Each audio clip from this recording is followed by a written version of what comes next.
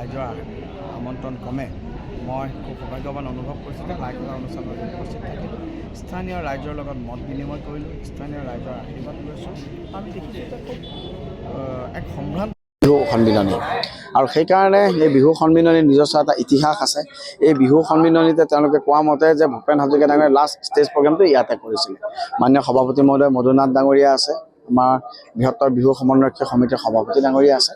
গতিকে ৰাইজৰ আশীৰ্বাদ ল'লোঁ আৰু মূলতঃ তেওঁলোকৰ লগত চিনাকি এটা হ'ল। ৰাইজৰ পৰা কেনে সঁহাৰি পাইছে? অত্যন্ত ভাল সঁহাৰি, আপোনালোকে নিজেও দেখিছে। ৰাইজে ভাৰতীয় জনতা পাৰ্টীক আঁকোৱালি লৈছে। ৰাইজে ইতিমধ্যে সিদ্ধান্ত দিছে, আমাৰ ৰিজাল্টটো আহিবলৈহে বাকী।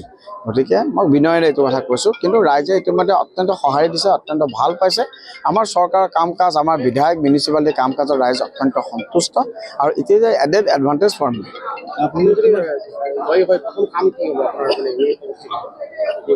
কেইবাবাৰ কৈয়ে আছোঁ, নিশ্চিতভাৱে কৃত্ৰিম বানপানী নিয়ন্ত্ৰণৰ ক্ষেত্ৰত সমস্যা ভূমিকা থাকিব, খোৱা পানীৰ ক্ষেত্ৰত, পাহাৰৰ ভূমিপট্টা প্ৰদানৰ ক্ষেত্ৰত, যুৱ প্ৰজন্মক এম্পাৱাৰমেণ্ট কৰাৰ ক্ষেত্ৰত, যুৱ প্ৰজন্মক স্কিল কৰাৰ ক্ষেত্ৰত, চৰকাৰী স্কুলসমূহৰ ক্ষেত্ৰত কিছুমান প্লেনিং আছে।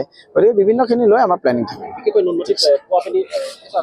খোৱা পানী এটা সমস্যা আছে ইয়াতে, বিশেষকৈ আৰচিৰ পৰা কিছু পানী পায় যদিও খোৱা পানীৰ সমস্যা আছে। আজি বিহু সমিতিয়ে কৈছে, আৰু মই নিশ্চিতভাৱে এই গোটেইখিনি এদিনা এক্সপাৰ্ট কমেণ্ট কৰিব নোৱাৰোঁ, এক্সপাৰ্ট কমেণ্ট কৰাটো উচিতো নহয়।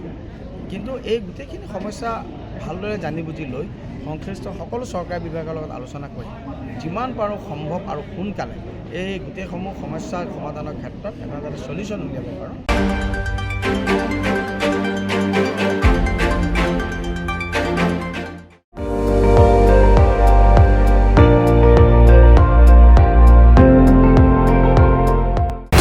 আপুনি চাই আছে ND24, সৰ্বশ্ৰেষ্ঠ নহয় সৰ্বোত্তমৰ দৌৰা।